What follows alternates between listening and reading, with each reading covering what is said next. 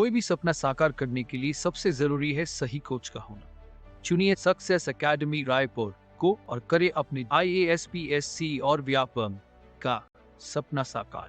Download the app now. तो चलिए दोस्तों, चलते हैं हम अपने छत्तीसगढ़ी व्याकरण के अगले टॉपिक पे। ये है कारक। कारक के बारे में आप लोग पहले भी अपनी क्लासेस में पढ़े होंगे, जो हिंदी की क्लासेस हैं, और उसी समान ये छत्तीसगढ़ी में भी प्रयोग में होने वाला है। तो इसकी परिभाषा एक बार देख लेते हैं। संज्ञा या सर्वनाम के वाक्य के अन्य शब्दों के साथ जब वाक्य बनता है तो उसमें संज्ञा और सर्वनाम का अन्य शब्दों के साथ जो संबंध बताए वही कारक होते हैं। और कारक को हम लोग चिन्ह से डिनोट करते हैं। विभक्ति होती है उनकी, आप जानते हैं उसको, 8 विभक्ति, उसको देखेंगे हम लोग एक बार। तो ये एक सिंपल सा उसका परिभाषा हो गया। कारक का बोध कराने वाले चिन्ह विभक्ति कहे जाते हैं। ये चिन्ह कहने से मतलब से हो गया, को हो गया, तो वो पर्टिकुलर इंगित करता है कि ये कौन सा विभक्ति है, कौन सी कारक उसमें लगी हुई है। जान लेते हैं इसको एक टेबल फॉर्म के आधार पे। जैसा आप देख पा रहे होंगे, हिंदी में जैसा चलता है 8 कारक चिन्ह, कारक विभक्तियां होती है। सिमिलरली छत्तीसगढ़ी में भी होते हैं, लेकिन उसके बोलने का तरीका कुछ में अंतर होता है, तो वो आपको समझना है। और प्रत्येक की परिभाषा के साथ हम लोग देख लेते हैं कि वो क्या क्या चीजें हैं। तो देखिए, कारक इस तरफ पे कारक है। तो पहले कर्ता कारक। कर्ता वाक्य में कार्य करने का जो बोध होता है, जिससे मतलब जो काम कर रहा है, जिसके द्वारा काम किया जा रहा है, कर्ता के बारे में हम लोग जानते हैं, सब्जेक्ट।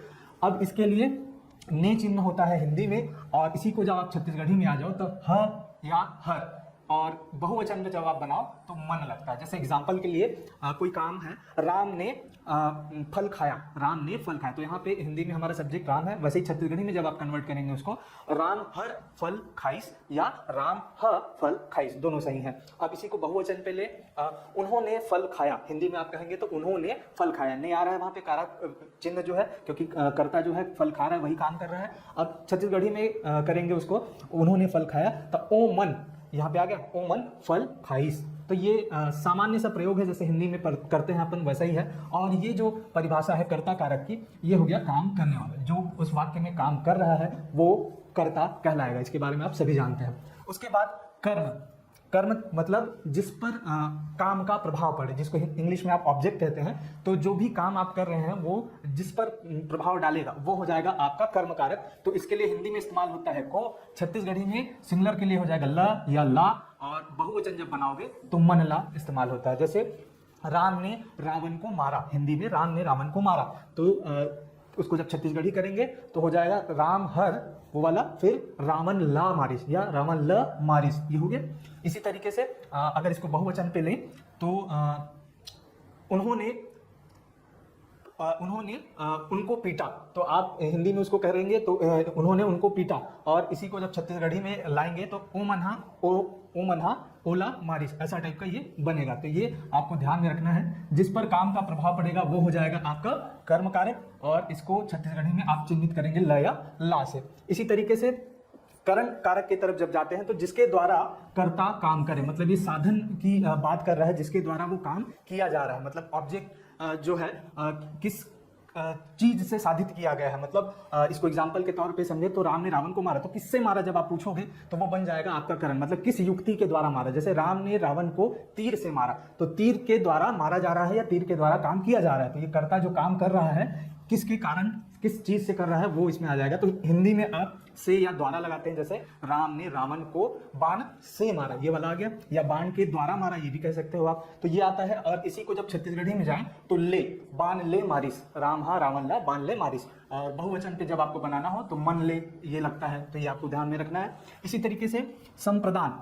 संप्रदान दैट मीन्स जिसके लिए क्रिया की जा रही है, मतलब ये पूरा जो ऑब्जेक्ट है, वाक्य है, वो किसके लिए प्रेमित है, और वो काम जो कर रहा है करता वो किसके लिए कर रहा है। जैसे राम रावण का ही एग्जांपल चल रहा है, तो राम ने रावण को सीता के लिए मारा, अगर आप हिंदी में कहें तो के लिए, ये आगे हिंदी वाला, राम ने रावण को सीता के लिए मारा। और अगर इसको एग्जाम्पल के तौर पे छत्तीसगढ़ी में वो करें तो राम हा रावण ला सीता के खातिर मारिस या सीता बर मारिस। तो देखो का या ला, ये जो शब्द आएंगे ये छत्तीसगढ़ी का आपका हो जाएगा संप्रदान कारक के लिए। और ये हो जाएंगे जब बहुवचन शब्द आप इस्तेमाल कर रहे होंगे तो मन ला या मन बर ये इस्तेमाल होता है।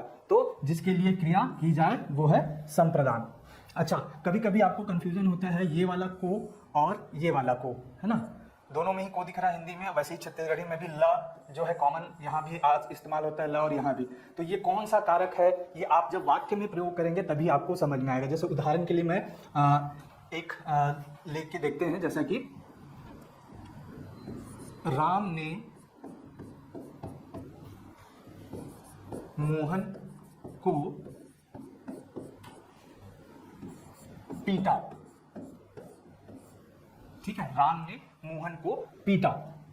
तो ये को यहां पे जो है ये वाला को है कि ये वाला को है, मतलब कर्म कारक है या संप्रदान कारक है। अगर आप सोचे तो कैसे आप इसको डिफाइन करेंगे।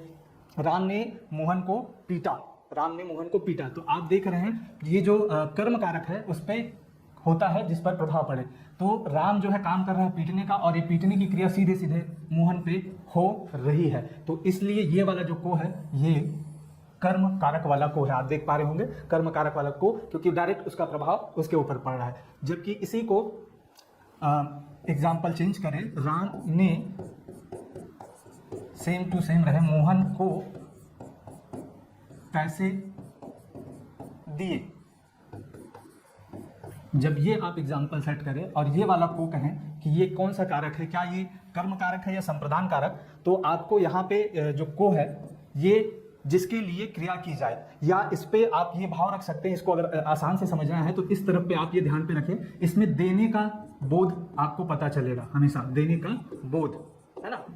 अब इस एग्जाम्पल पे आप देखें तो राम ने मोहन को पैसे दिए, काम हो रहा है देने का, प्रदान करने का, लेकिन ये क्रिया डायरेक्ट मोहन पे नहीं होके ये जो है मोहन के लिए हो रहा है ना। तो यहाँ पे ये संप्रदान वाला कारक है और देने का भाव भी आ रहा है। तो इस तरीके से आपको इन को और को के बीच में अंतर समझना पड़ेगा। यही चीज छत्तीसगढ़ी में हो जाएगी, राम हर मोहन ला पीटिस और राम हर मोहन ला पैसा दीस। तो ये आपको ध्यान में रखना पड़ेगा, संप्रदान कारक और कर्म कारक में कैसे आप को चिन्ह को अंतर करेंगे, ये काफी इंपॉर्टेंट है, इसको ध्यान में रखिएगा। उसके बाद चलते हैं अपादान, अगला जो हमारा विभक्ति है, इसके लिए चिन्ह होता है से, और इसमें आप सभी को पता है अलग होने का बोध इंगित कराता है। जैसे पेड़ से पत्ता गिरा, है ना, घर से बाहर गया, तो यहाँ से घर से बाहर जाना भी अलगाव का है। तो ये हिंदी में इस्तेमाल होता है। और इसी के जैसा छत्तीसगढ़ी में ले, मतलब रुख ले पत्ता गिरीश, है ना, ये और बहुवचन में इस्तेमाल कर रुख ले पत्ता मन गिरीश, पत्ता मन ले गिरीश, ऐसा टाइप का आप इसको बहुवचन में इस्तेमाल करते हैं। यहाँ भी आप देख रहे हैं ये वाला जो ले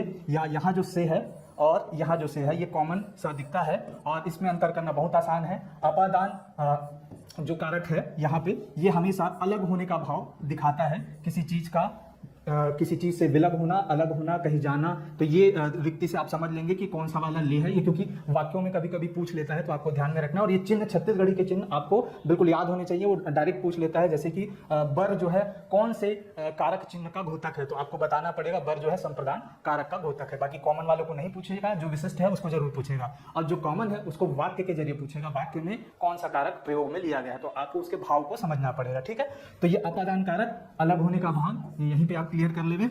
उसके बाद छठवां जो है संबंध कारक, ये क्या है, अन्य पदों से उसका संबंध स्थापित करता है। तो हिंदी में आप का, की, के, नानी, ने, रा, री, रे ये सब इस्तेमाल करते हैं। छत्तीसगढ़ी में सिंगल है के, है ना, और बहुवचन पे जब आप लगाओ तो मन के, अन्य पदों से संबंध बताने के लिए। इसी तरीके से अधिकरण कारक, अधिकरण किसका बोध कराता है, जहाँ पे क्रिया हुई हो, क्रिया का स्थान अमूमन वो दिखाता है। तो यहाँ पे हिंदी में आप इस्तेमाल करते हो में और पर, जबकि छत्तीसगढ़ी में हो जाते हैं म या मा, या बहुवचन में जब इस्तेमाल करो मन मा, ऐसा दोनों चलता है, मन मा या मन मा। जैसे क्रिया का स्थान आधार पे, जैसे राम ने रावण को मारा, तो राम ने रावण को लंका में मारा, राम ने रावण को लंका में मारा। तो ये स्थान को इंगित कर रहा है, या क्रिया कहाँ पे हुई ऐसा जब बता रहा होगा वाक्य में, तो वो वाला में जो है आपका अधिकरण कारक, या लंका पर मारा ऐसा भी कह सकते हो। तो छत्तीसगढ़ी में आप उसको करो तो राम हर रावण ला लंका माँ मारिस या लंका माँ मारिस। ठीक है, तो ये क्रिया का आधार स्थान इंगित कर रहा होगा। इसके भाव को जरूर ध्यान रखना कि किस आधार पे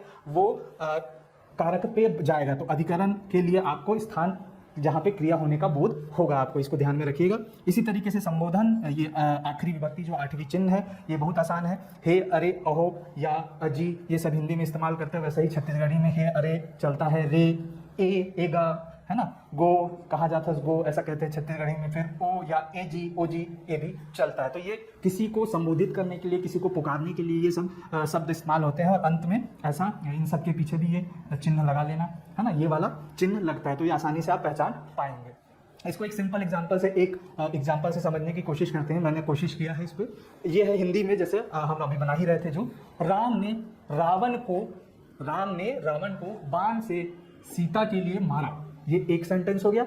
अब इसी में रावण का सिर धड़ से अलग लंका में हो गया, वो हे भगवान कहता मर गया। इसमें सारी विभक्ति चिन्ह है, 8 के 8 जो आपके हैं, और आप देख पा रहे होंगे जो रेड रेड है ये सभी विभक्ति चिन्ह हैं। तो यहाँ पे जैसे छत्तीसगढ़ी इसका अनुवाद करें तो राम हर ने की जगह हर, रावण ला या ला, फिर बाण ले, सीता बर या खातिर भी लिख सकते हो यहाँ पे, वो भी चलेगा, सीता खातिर, सीता बर, ठीक है, मारिस। उसके बाद सेकंड लाइन जो है रावण की मुड़ी, मुड़ी दैट मीन सर होता है छत्तीसगढ़ी में, धड़ ले, धड़ मतलब नीचे वाला हिस्सा, धड़ ले अलग हो गया, और कहाँ लंका माँ हो गया, है ना। तो ये स्थान का बोध करा रहा है आपको।